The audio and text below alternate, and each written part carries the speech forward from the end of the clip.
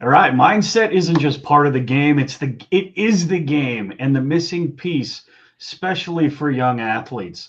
Welcome to the Championship Mindset podcast.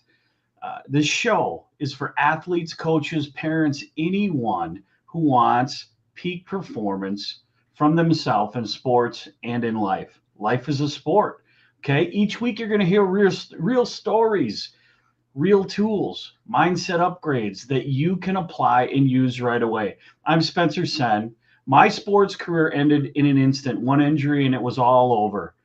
I had no identity. I had no direction. My life spiraled, and a higher power placed world class mindset mentors into my path. And they didn't just heal me, they trained me to take back control of my mind, my emotions, and find my true identity and purpose and to be my best. Now, my mission is to do the same, starting with kids as young as 10 years old. And think about this, if you master your mindset early, unleashing identity, confidence, resilience, grit, leadership, what I call unlocking the code to greatness through my I.G.O.A.T mental method. Think about how that child will perform in sports and in life. And this podcast is part of that calling to install that foundation of success that skills and drills alone can't achieve. Okay. Mindset is the foundation of success on and off the field. So today's guest had a very non-traditional route to the Olympics that you could ever hear. Okay. From Mississippi, where winter sports basically means wearing two hoodies, to launching down an icy track at 90 plus miles an hour in a bobsled. All right. Elliot Markuson grew up as the son of college football coach Mike Markuson. So he was soaking up playbooks before most kids figured out even how to do multiplication.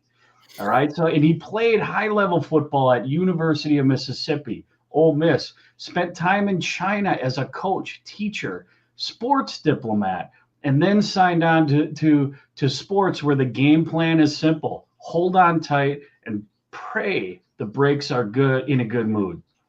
Elliot, welcome to the Championship Mindset podcast. Real quick, do you call your journey being resilient, or is it more like taking mindset and ADHD into a superpower? Yeah, I think first of all, thanks for having me on, Spencer. I think to answer your question, all of the above. I think it's resilience, and I think it's a little bit of craziness and a whole lot of praying. Yeah, I would concur in my own life the same answer. And it continues on and on and on.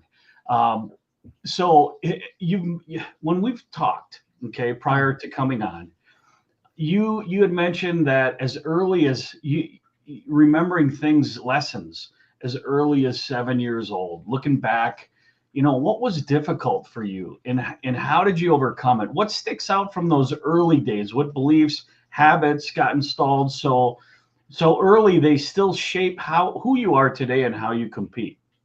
Yeah, let me preface this by saying, some of my first ever memories as a young kid was in the team meeting rooms with my dad and the coaches he worked for and Sure. worked with, and it was at the University of Arkansas, college athletes and big team meeting room, and I was 6 or 7, and some of the first things I heard were Coach Houston Nutt talking about finishing what you start always.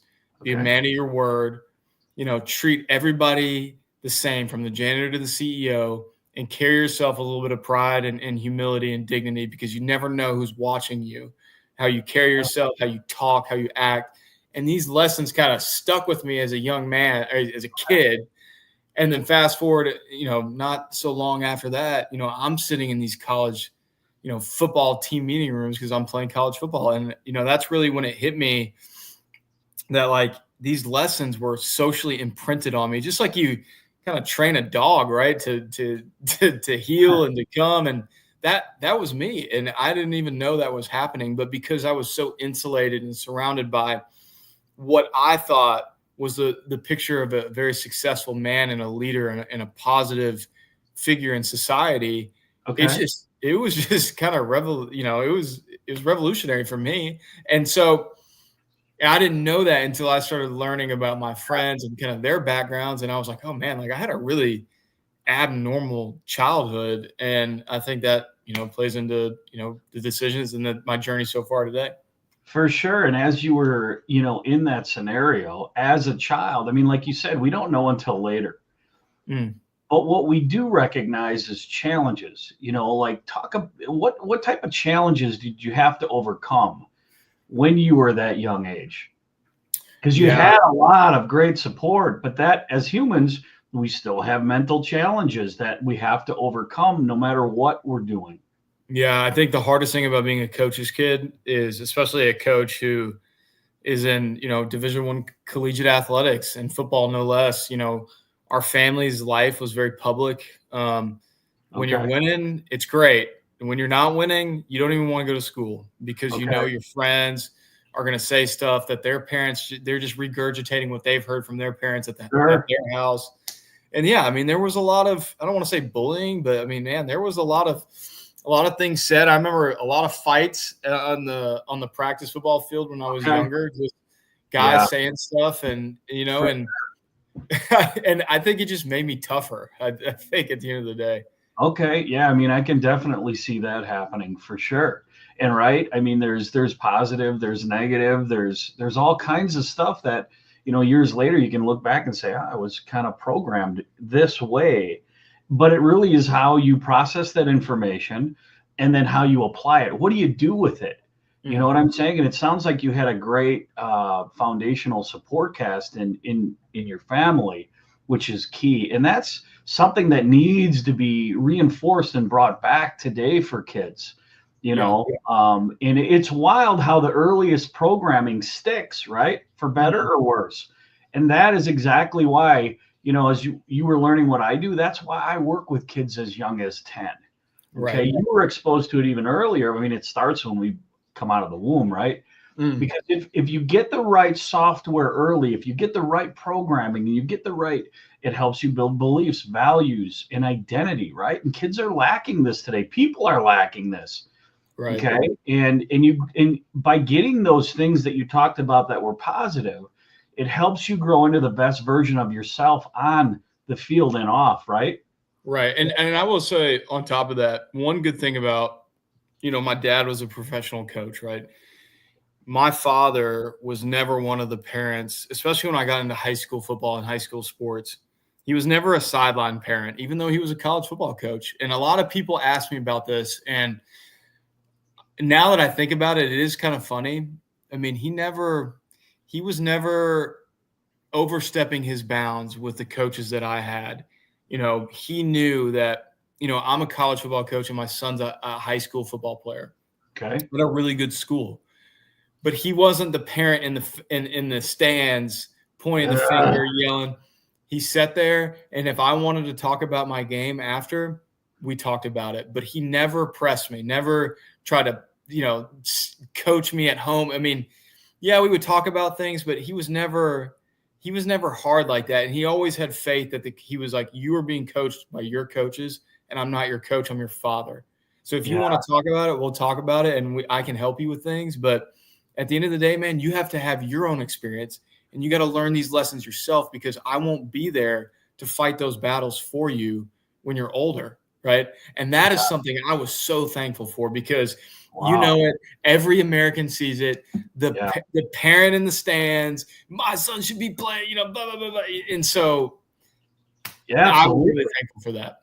Absolutely. Actually, when I originally coached, I have twin daughters that are 31, and I originally coached them, and I quit because of parents. No joke. I couldn't take it. It was so stressful. And it was like, now since all this other stuff happened in my life and I was trained in hypnosis and all this other mindset stuff to control my mind, I went back to coaching.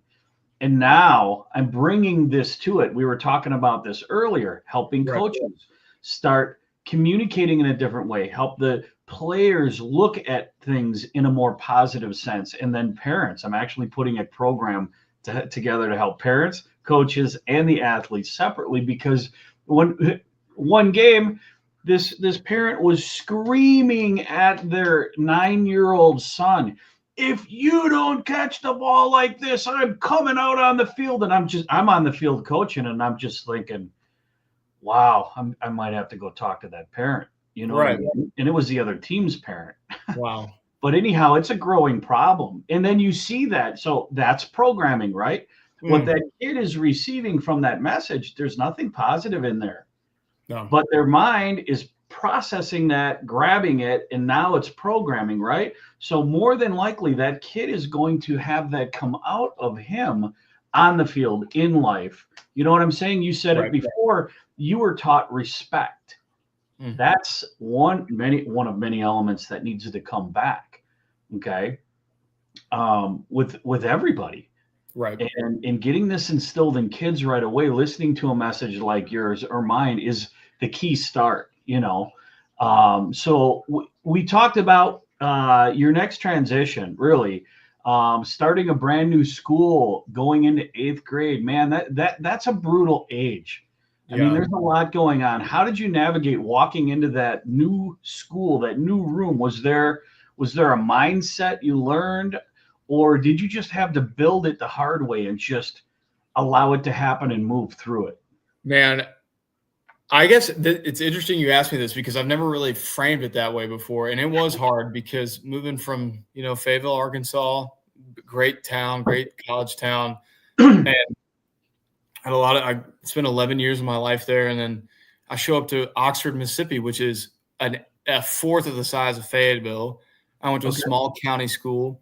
The school was built in the 60s. So it was old. Every kid there is wearing camo. And I remember walking in, and I was kind of late that day. And all the kids were sitting in the gym, and you had to walk in the gym in front of everybody. And I'm the new kid in 8th grade. I've never experienced this in my life. Only seen it in movies, right, or TV shows. Okay. And I remember walking in, and you get that feeling that everyone's staring at me. Everyone's pointing. That's the new kid. And I think Something wrong with you, or are you weird, or Yeah, and I just think subconsciously, man, I think I just kind of embraced that.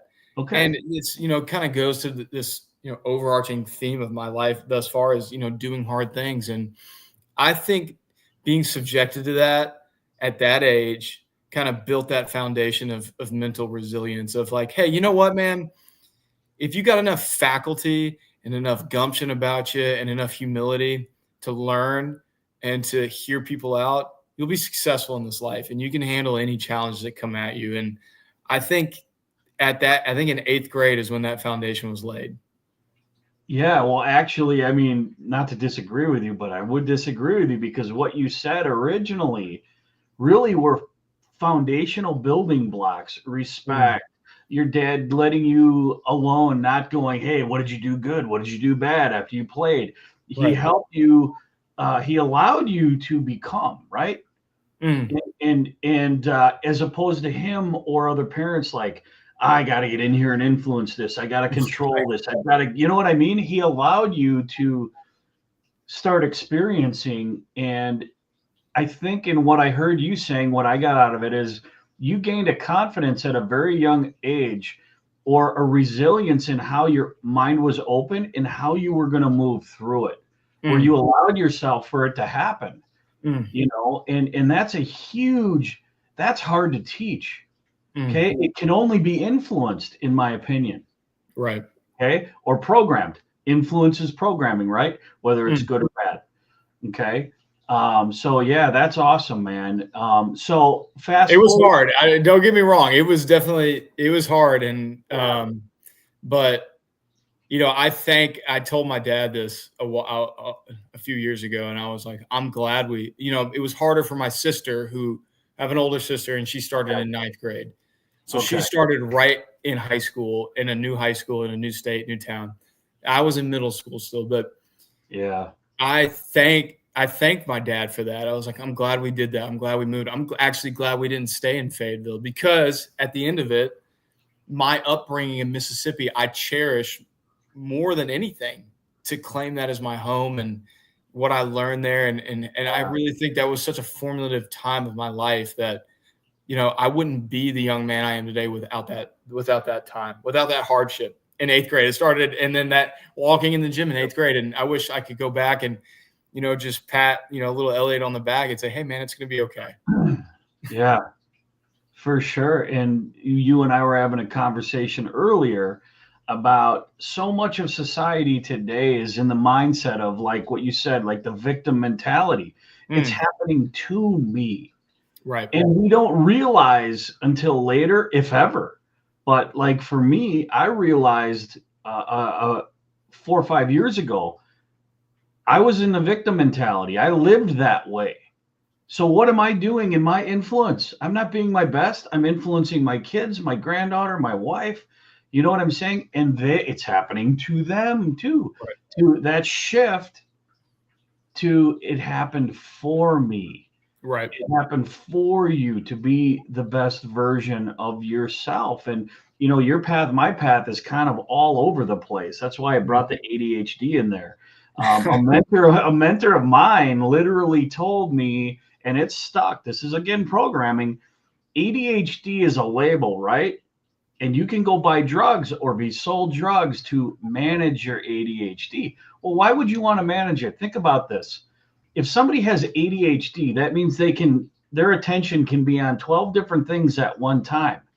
So instead of masking it, why wouldn't we be our best and learn how to turn it into a superpower where I'm like, yep. And that's what actually I work on every day.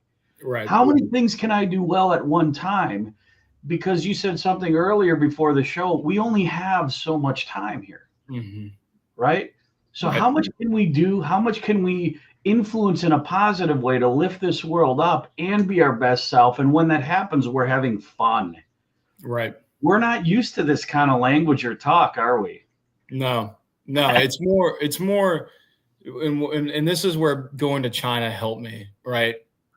When I graduated from Ole Miss, my life, ever since I was born, up until that point, the spring of 2018 was college football. That was my life. Like I grew up on the sidelines of Arkansas Razorback games, played for Ole Miss, played in high school, won 2 state championships. That was my life. Yeah. And then for the first time in my life, I got to say, hey, Elliot can be who he wants to be now. And I can go experience the world on the outside. And I had a lot of great opportunity. I had an opportunity to go into college coaching, to go work in the athletic department at Ole Miss, or to get a job in medical device sales with an orthopedics company that worked in sports injuries, which would have been great lucrative job, like professions. Yeah. And I decided to get on a plane and move to China, not because necessarily, I love China. I think I came to respect it and I loved my time there. But what it was for me was a challenge. Like I work out almost every day. To do that, to do hard things continuously, it's like working on a muscle. It builds more resilience in you to handle a lot of different challenges in different aspects of your life. And going there was one of the scariest, craziest, kind of asinine things I think I've ever done in my life. But the value I got out of it, meeting the people from all over the world that I got to work with, being immersed in a culture I had never experienced in my life, and meeting these people who, like you said, had done a lot of different things. I mean, I was surrounded by literal international people of mystery, right? I worked with a guy, he was a polyglot. He could speak 4 to 5 different languages. And he would read a Russian newspaper while listening to a Norwegian audiobook. He was English. And then he would be reading Chinese social media on his computer. ADHD is a superpower. Right. And I was like, man, and I remember asking one time, I was like, Tom, what is your goal with all this? And he was like your kind of typical, British gentleman. He looked like a boxer. And he goes, Elliot, and this is kind of, this was his, version of it. But he said, Elliot, I want to be one of the most interesting people in a room when I walk in. And now that was his thing, and for some people, they're like, oh, that's really kind of, whatever of him. It sounds very kind of overconfident and kind of like a jerk, right? But for him, it wasn't, right? He was like, I want an interesting life. I want to be interesting. I don't want to, do the normal. And going back to what you were saying, I think a lot in American society, we live our lives like a checklist, right? It's like, go to school, go get your grades, play sports if you can, go get a 9-to-5 job, sit in your office. And for some, that's great. And for some, that works. But for those who are like, hey, man, what's out there? And now with social media and you can see other people doing stuff. I see people all the time on social media and I'm like, man, how are they doing that, right? And it gets me fired up because it challenges me to want to, push myself further. For sure. And sports is just kind of an expression of that. Bobsled is an expression of that same mentality. Going to China was an expression. And then now my next endeavor is another expression of that. And someone told me one time, don't ever put yourself into a box. Don't ever say I'm defined by one thing.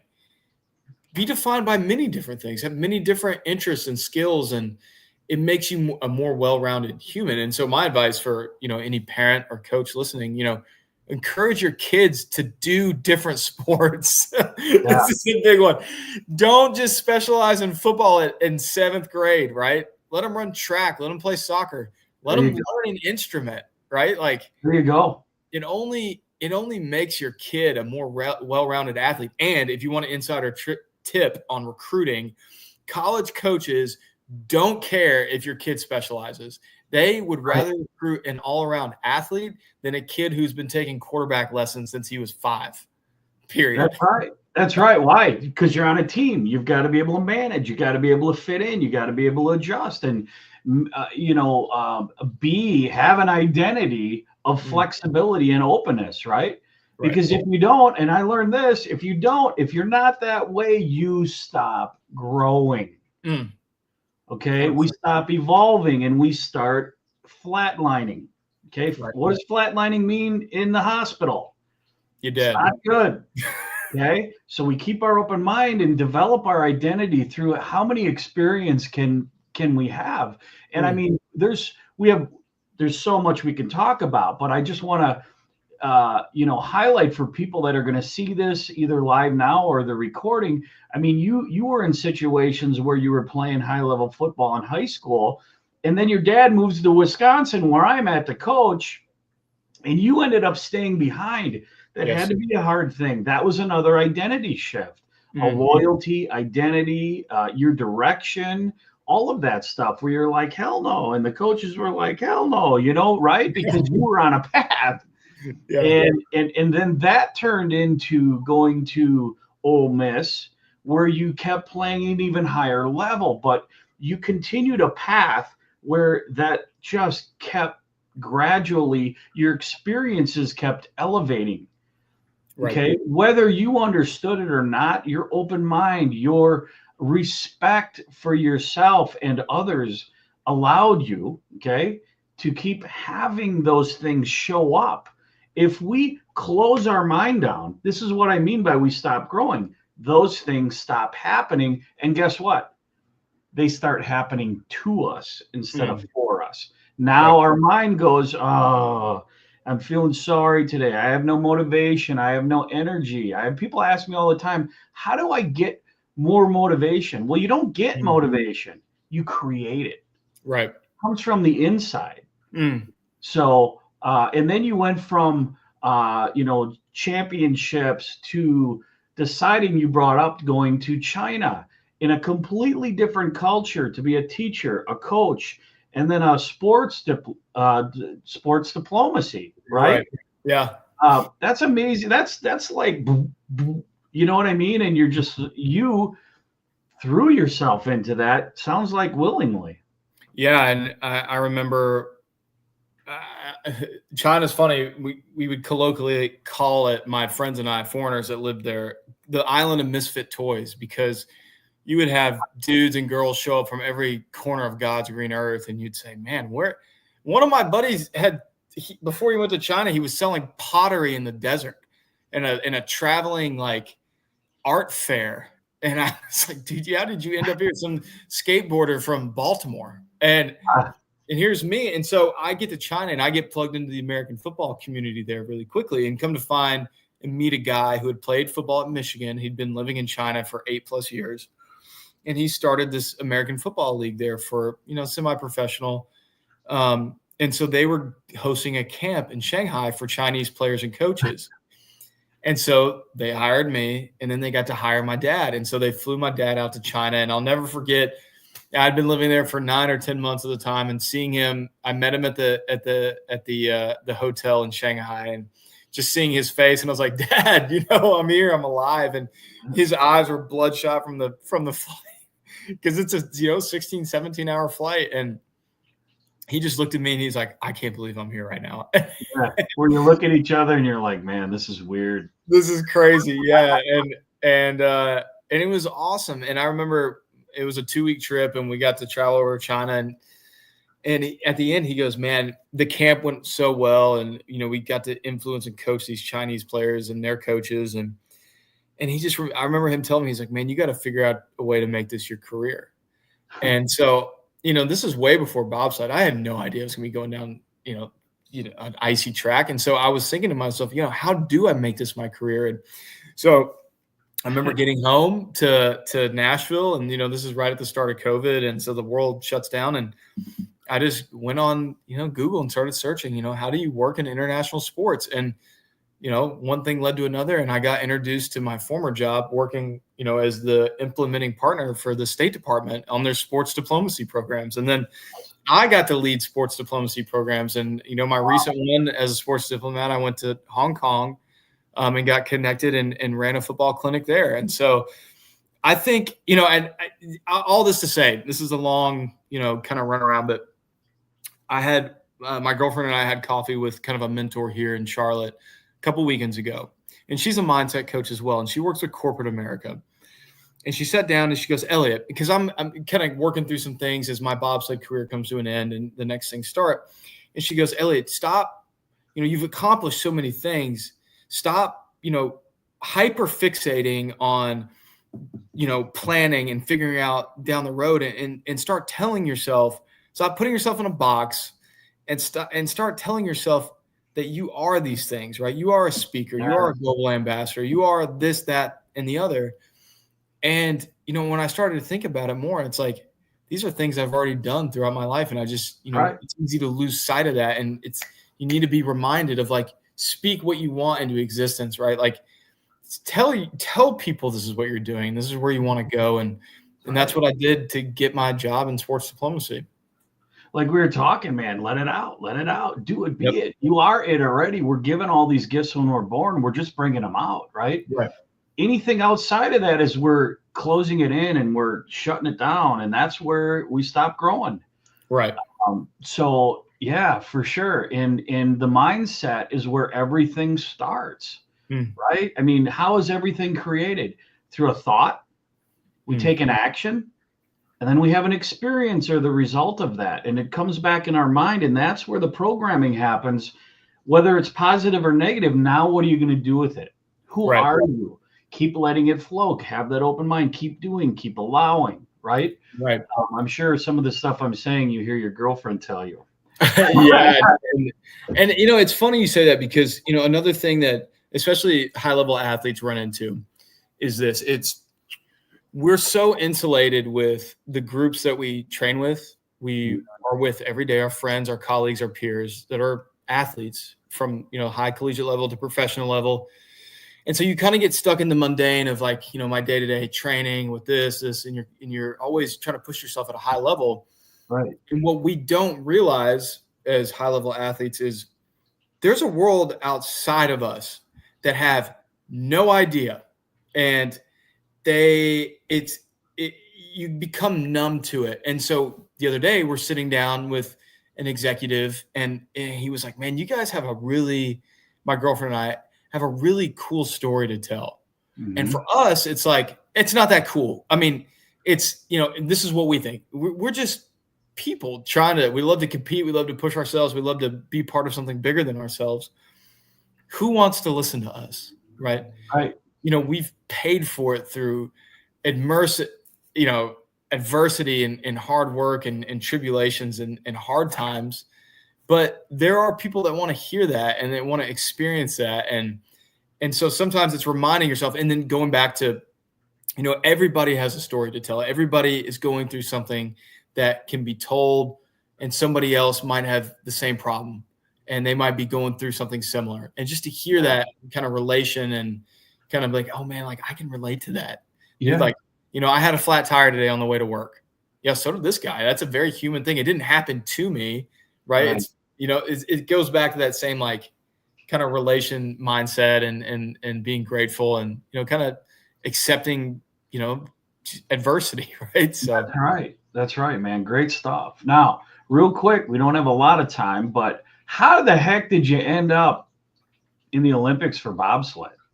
Go from all that to bobsled. Yeah. Well, I'm not an Olympian. I'm Olympic hopeful right now. I'm going into my final season. So we either got it or we don't. Right. So I got to compete for Team USA for 4 years now. Because we have a season every year. And so I got home from China, started working a kind of dead-end sales job just to make some money, trying to figure out what's next with my life. And so I'm at the same time, I'm researching the sports diplomacy bit and trying to figure out, because I knew I wanted to work in sport. And at that point, an old strength coach kind of connection reached out and was like, hey, man, I don't know what you're doing with your athletic career, but Team USA recruits, athletes from old pools, especially in winter sports, to come to their sport. So bobsled, skeleton, speed skating, those kind of sports. And because we don't grow up doing it in the U.S., we're not Germany or Switzerland or For sure, it's not a norm. And so I remember hearing it. And so I'm talking to this guy, and I was like, "Oh man, like I guess I never thought about it, but I know who Herschel Walker is, and I know he was a bobsledder." And so, long story short, I applied, got accepted to a show at the time called NBC's Next Olympic Hopeful. It was on NBC. Okay. Got accepted to the show. COVID cancels the show, and I remember getting a letter in the mail, and it was like, "Hey, thank you for putting yourself out there. We wish you the best in life. Go Team USA." And they gave me a Team USA water bottle. And I was like, I don't want that. Like, I want to wear the uniform. I want to compete and I want to push myself. Like, I want to try this. And I just gotten back from China. So I'd build up this kind of residual confidence of like, I can do anything if I put my mind to it and I work hard enough for it. And and I just remember reaching out to the development coach at the time for the bobsled team. And I was like, hey, I want to do this still. And he goes, I remember your application. He goes, here's what I want you to do.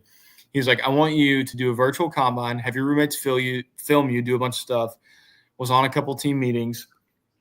And he goes, if we like you, you'll hear from us in 2 weeks. So I'm working in Nashville. And I was like, okay, 3 weeks go by, I haven't heard from this guy. And I was like, okay, I guess, I didn't cut it, but at least I put myself out there. Right. And I could, pick up the chips and move on, kind of what's next in life. I'll never forget this. It was a Wednesday morning. I'm sitting on the couch, getting ready to go to work. Get a call from the coach. Hey, it's so-and-so. I've been emailing you for a week. Have you not been getting my emails? You haven't responded to me. And I was like, I haven't gotten any email. And he goes, oh my gosh, the HR girl had gotten my email address wrong. Right. Okay. And he goes, I need you to fill out all this paperwork. You're invited to your rookie camp. And I need you to drive from Nashville to Lake Placid, New York on Friday for a month to start your bobsled training. And so that was it. And that was how I got into the sport. And it's been downhill since. And wow. Literally. And yeah, I tell people that now. And a lot of people are like, man, that's a kind of a crazy story. And that's kind of how we're all recruited, right? We all have kind of different experiences and backgrounds. And some people, Emily, my girlfriend, she showed up and she did a combine. Like she did a tryout in Park City, Utah. And they brought her on the team. And now she's, she finished 4th in the world last year. And so it's funny how we're all going back to, we're all this eclectic group of athletes who kind of said, hey, like, competing, college wasn't it for me. Like, let me, put myself out there and see what's available. Yeah, absolutely. Well, and I mean, there's so much that you said that proves mindset is the foundation, right? Down to what do you want? Why? Whatever, you know what I mean? And then taking action and then balancing thoughts toward a direction that maybe feels a little challenging. But as you and I talked about before, we all of us, every single one of us has gifts. And every single one of us, in order for us to be our best, has to be challenged. Without that challenge, we don't develop, we don't grow, we don't blossom into who our best version is. And that's where people, when you do that, you begin to go, wow, as I mentioned, this podcast was really outside of my comfort zone, and I embraced it. Like you embraced college, not going to Wisconsin, staying at high. You know what I mean? Mm-hmm. All of these different things. That's the thing about mindset. I mean, sometimes you don't find it always in the sport you started with. You find it when life throws you challenges, throws you in the path of the ice, going down 90 miles, 100 miles an hour in a I don't even know if it's made out of metal, probably not, plastic or fiberglass. It's the frames are metal, and then the outside, the shell's carbon fiber. Okay, so one question I have: what is it like when you climb in there just before you go? What's going through your head? Yeah, this is a great question, because fear is the biggest challenge in bobsled. It's scary. It's unnatural for the human body to be subjected to that level of, we pull the same amount of G forces as a U.S. fighter pilot, and we're not trained. I'm not trained as a fighter pilot. I don't know how to, I've passed out in a sled, right? Like, right. And so, it's 10 degrees outside, it's freezing, and you're on the line, and you're like, man, I hope this pilot can get us down without ending up on our heads, because it's dangerous, right? And so fear is very prevalent. And I think, you kind of hear this, like people that are addicted to adrenaline, you definitely have adrenaline, but I think it's deeper than that. I think there's something kind of deeply motivating about conquering fear on a very, very visceral level, like I'm experiencing fear, even though I've, taken 100 runs in a sled, I still have fear. And it's like understanding where that comes from. And once you tackle it and you conquer it, that's the high itself. Yeah, your adrenaline's going, but yeah, man. And I think bobsled did give me that. It gave me the ability to handle fear on a level I've never experienced before. And then of course, like all your friends are doing it. So of course you're not going to be the one that says I'm too scared. For sure. And I 100% agree with what you just said, because, in my recent learnings a few years ago, learning to embrace, and this was like, I had to go like, this is one brain, this is my new brain. It's going, where so this makes me afraid, whether it's in sports or life. Right. To get my mind to be aware enough to go, I invite it in, breathe it in, and now transfer that energy and see it down the path where you're headed, what you're doing in that moment. And that shift is like you were saying, that's where you're like, oh, wow, that feels so good, because it's true. It's natural, and you've just leveraged it instead of allowing the fear to control you or do something else. Right. It's so true. So we got to get going here in a second, but you shared some big news with me before we came on, a whole new another level of ADHD here. Is that something you want to share with people, what your next venture is? Yeah, so bobsled, my career in bobsled's coming to an end, and it's an important year for us. It's the Olympic year. So the Winter Olympics are in February, and we start our preseason testing in the next couple of weeks. And so you either show up and you have it or you don't. And so kind of my next phase in life is, I've been recruited. I'm based in Charlotte, so all the NASCAR teams are here, and I didn't know this, but all the NASCAR pit crew teams are former high-level athletes, collegiate football players, NFL players. And so I got, linked into a team here, and, they've kind of offered me a contract and to kind of start this next phase of professional athletics. And, like I tell people now, if you would have told me, 2018 when I'm finishing my career at Ole Miss, if I'd be a Team USA athlete, I'd probably would have slapped you in the face, because, I wouldn't have believed you, especially in bobsled. And now, pivoting to NASCAR as a professional athlete, I think, if you would have told me this, 4 years ago, I'd be like, dude, you're crazy, man. Like, but it's opportunity, and you don't know where it can take you. And, so I'm ready to, transition into the next phase of life and attack it and see where it takes me. That's exciting, man. Does it give you any anxiety, any of that energy? Yeah, Like yeah, I think it does. excitement? It's a new challenge. I definitely am looking forward to competing again in big stadiums with big crowds. And Yeah, bobsled doesn't draw the biggest of crowds, but right. I will miss wearing Team USA and wearing our country's flag on my chest. But this is a new, exciting venture, and like That's you said, awesome. it's resilience. It'll only make me a better man and athlete and person going forward. And who knows? And then on top of that, launching kind of this public speaking kind of career with it and Yeah, telling my story more. And yeah, it's an exciting time. And I'm just thankful for and I tell people this all the time. And I wouldn't be where I am today without people that have invested in me along the way, from people giving me food in college to letting me stay with them to texting me, encouraging me. And I'm a culmination. My experience is a culmination of all those people's efforts. And I want to just, make it clear that I'm thankful for them. And I wouldn't be where I am today without them, all my mentors, all the people, and people like yourself allowing me to come on and tell my story and kind of share, my little 2 cents on life and craziness. And, I'm blessed, and God has had like you said, I'm a Christian, and God's had a hand in my story and in my career and my life thus far. And there's been a lot of hardships, but, I know that at the end of the day that he's got my back and my best interest in mind.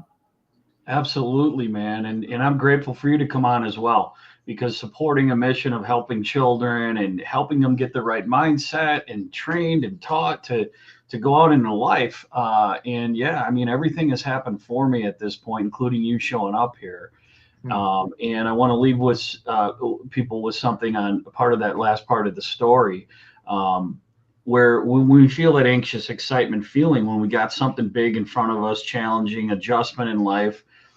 One of my coaches told me, you know how butterflies, we call them butterflies, Yeah. get all the butterflies, recognize, be aware of those butterflies and get them all moving in the same direction, the Right. direction that you're heading. And it turns into where you're allowing that energetic power to help come along with you. And the other thing I want to remind you of, and I know your girlfriend reminds you of this, all of that couldn't have happened that you just were thankful for if you didn't bring you. Right. You already have it inside. You're allowing it in open mind and all these other things. And then you work at it, you take action. Right. Even if it's very uncomfortable. I've learned to do the same. So, all right, man. If you for athletes, coaches, parents, anybody, if you could pass down one belief, one truth, go ahead, man. Let's hear it. Yeah. And I love this. And I kind of, this was explained to me in a different way, and I've kind of coined it into my own phrase. And it's adversity. We wouldn't be where we are today without adversity. And so adversity, and for the young kids listening, adversity is hard things, hard times, hard things that don't go your way. Adversity. When adversity knocks on your door, open that door and Yeah, don't turn adversity away. Don't run away from him. Greet him, embrace him like an old friend, because without him, you will not become who you're meant to be. Without hard times, you won't become who you're meant to be. And, if you're a young kid and you're like, why is my friend getting playing time over me? yeah, Embrace it, man, and go to work and do the things necessary to get better and earn it, right? Like, and same thing if you're a parent or you're a coach and, you're on hard times right now, man, embrace it, because it's going to work out in your favor in the end. absolutely. Find the good in what you think is the bad. Absolutely great message, man. That was powerful. From Mississippi heat to Olympic ice. I mean, you showed us really grit, resilience, lessons learned as a kid, how it can shape, elite mindset, right? Mm. And thank you for keeping it real, man, and Yep. sharing that ride with us. And I know, I mean, we have limited there's a lot in there we could talk a lot more about, and you're welcome to come back anytime. Yeah. So, before we close, where can people follow you, cheer you on, or reach out to connect? Yeah. I'm most active on Instagram. It's just Elliot at Elliot Markuson. I don't really use Facebook that much, but yeah, Instagram. If you're on TikTok, it's the same thing, Elliot Markuson. I just post funny videos on TikTok, and I'm pretty active on LinkedIn as well. It's kind of where I share my more kind of detailed thoughts on, sports diplomacy and international sports and kind of where I'm going in my future. Awesome. And for anyone watching, listening, if anything in this sparked you, shifted you, don't keep it to yourself. Maybe watch this again, share it with a child, an athlete, a coach, anyone who needs a mindset upgrade. And here's a clue: we all need that. Okay. And if you're ready to install the code of greatness, or you want to give this to your young athletes starting as early as 10, okay, go to freedom and healing, all spelled out.com, and book your free discovery call, and we'll chat through it. There's no cost. Okay. Mindset isn't guesswork. It's trainable. It's your edge. All right. Elevate your mindset, elevate your game. Let's upgrade it together, and we'll see you next time.